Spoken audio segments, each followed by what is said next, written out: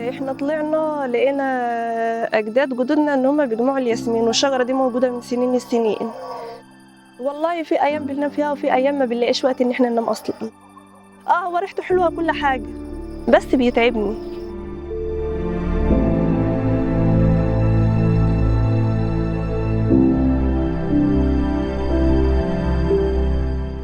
اسمي غادة علي الفضالي، خريجة ليسانس آداب، شغالة يعتبر دلوقتي بقالي حوالي 15 سنة، وده مصدر رزقنا الوحيد. احنا طلعنا، انا خريجة 2010، بقالي دلوقتي حوالي 9 سنين مفيش شغل، وقدمت على كذا وظيفة مفيش وظايف بتيجي. بتطلع ومعاك كشاف وتجمع، وبعدين المصنع اخره معاك حوالي الساعة 11.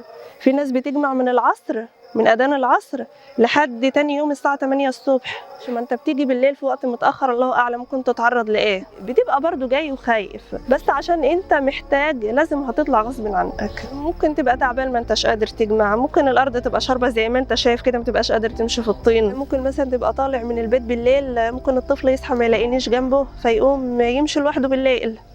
زي السنة اللي عدت كده ابني وأم ملقانيش، مشي يدور عليا، الناس لقوه على الطريق حوالي الساعة 2 بالليل.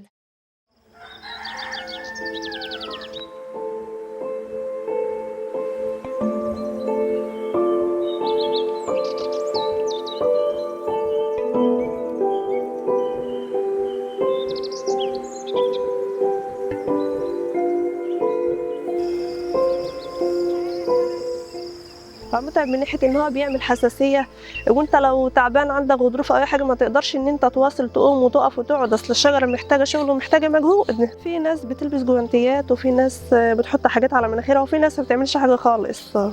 وفي ناس بقى ممكن تخلص الموسم ده من هنا وتبدا بقى كشف وعلاج من هنا، اللي اشتغلوا بيه من هنا يصرفوه من هنا عشان خاطر موضوع الحساسيه.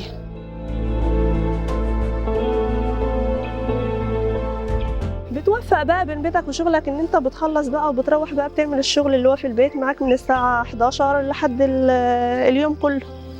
ممكن مثلا تجمع طول الليل، تجمع 2 كيلو ب 60 جنيه، ما يجيش وقفتك في البرد ولا في الطل ولا في الندى ولا البهدلة ديت. وممكن برضو تروح بكمية كبيرة، ياخد نص الكمية ويسيب لك نص الكمية. طب انا هودي نص الكمية التاني فين؟ ده تعب ناس وشقى ناس. ومن ناحيه ان هو كان بيجمع 6 شهور، ما عادش بياخد الا 3 شهور بس. انا راهنه ارضي طول السنه وعماله بحط لها ميه وكيماوي ورش وده وده وده، وبتصرف كتير. فهم يعوضوا موضوع السعر ده ان هو ب 30 جنيه بان هم يشتغلوا وقت اكتر. برغم اللي هو الياسمين انت شايف ان الارض شكلها حلوه والزهر شكله حلو، بس هو متعب، مفيش حاجه بتيجي بالساهل.